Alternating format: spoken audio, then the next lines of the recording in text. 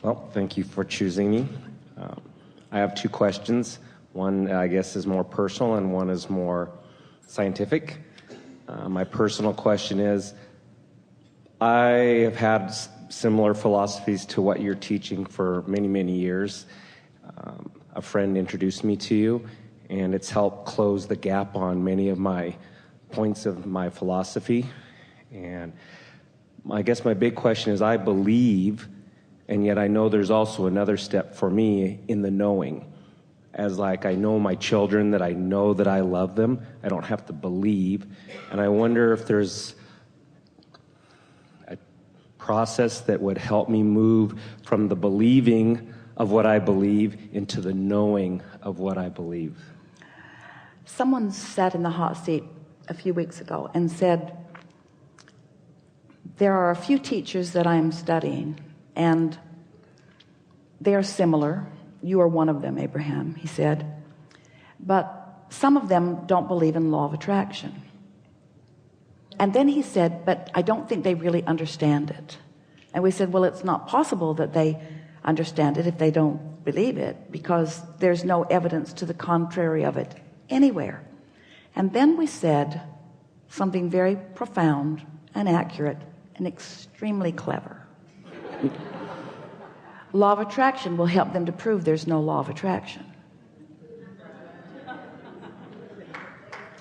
because whatever you believe is your vibrational point of attraction, and things that match that just keep coming to you.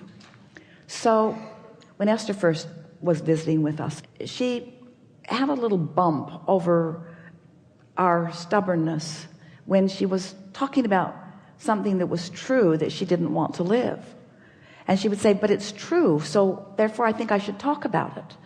And we were explaining to her that there are a lot of things that are true that you don't want to practice a vibration about. So a belief is just a thought you keep thinking, and knowing is just a thought that you've been thinking even longer. When you know something, but maybe it would be accurate to say that you could hold a vibrational belief of something. Start again. When you focus on something and you don't contradict it for as little as 17 seconds, another thought joins it and momentum begins. When you hold it for another 17 seconds, another thought like it joins it and more momentum. Another 17 seconds, which takes you across the 68-second mark. That's when true momentum begins. Now, it's not strong enough for manifestation, but it's strong enough that now you're on a roll, and now you'll be more likely to be able to find another thought. Now, we would not say that you would move from belief to knowing with that little focus, but we would say that more momentum has gotten underway. So what kind of focus does it take for something to go from belief to knowing? Well, let's call it, just for sake of example, let's call it manifestation point. In other words, when you believe something, you're not looking at evidence of it, but you understand the law. You've been consistent enough in your thoughts so that the thought comes easily to you. The thought comes often easily to you. Eventually is enough momentum that happens that then there is a manifestation that brings the knowing. And there is nothing in all of the universe that we want more for you, or that Esther wants more for her grandchildren, than for you to understand that focus, and therefore that subsequent feeling, nets these results. And you've hit upon the most important thing. It's the knowing that you're reaching for, because in that knowing you have complete resonance with the source within you. You see, you were source energy before you came into this physical body, and in coming into this physical body you sort of split from that source energy a bit, with very good reason, because you wanted to explore the contrast, because the expansion of the universe is important. So in knowing what you don't want, you ask for more, and the source within you became it immediately. The question is, did you? And the answer is no, not usually. So that split still exists. But by reaching for that high-flying disc, you can find the resonance with who you are, and complete resonance with the source within you is what knowing is. And that's the prize that you're all always looking for. Now, some side benefits. When you find that resonance and you've moved from hope to belief to knowing, the manifestations are flowing into your experience too. So if you're going after the manifestations, then that's a good way to get there. But if your objective is the manifestations, now you're shooting yourself in the foot a little bit, because your awareness that the manifestation that you seek hasn't happened yet. So now you're introducing unnecessary resistance into the equation. Are you following?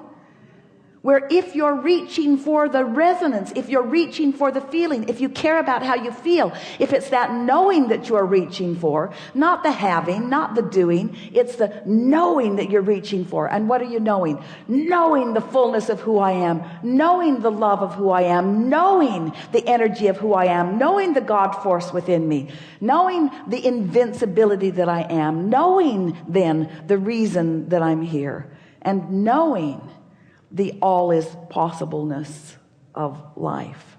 Ooh, ooh, ooh. Knowing. We want you to know what we know, and we know everything you want. We know all that you've become, and we never stop offering a vibration and as many words as Esther can find to help to lead you there. We want you to know who you are, and that's what you want to. And when you know it, then you stand in your invincibility and you feel competition with no one, because when you know what we know, then it's just more wonderful things, just the process never ending. Sometimes humans are a little frustrated because we say, well, you sift and you know what you don't want, you know what you do want, but you're not a vibrational match to it. And then you work to become a vibrational match, and then you stand in that knowing, and then it manifests. But along with that comes a whole new set of contrasting experiences that causes further expansion.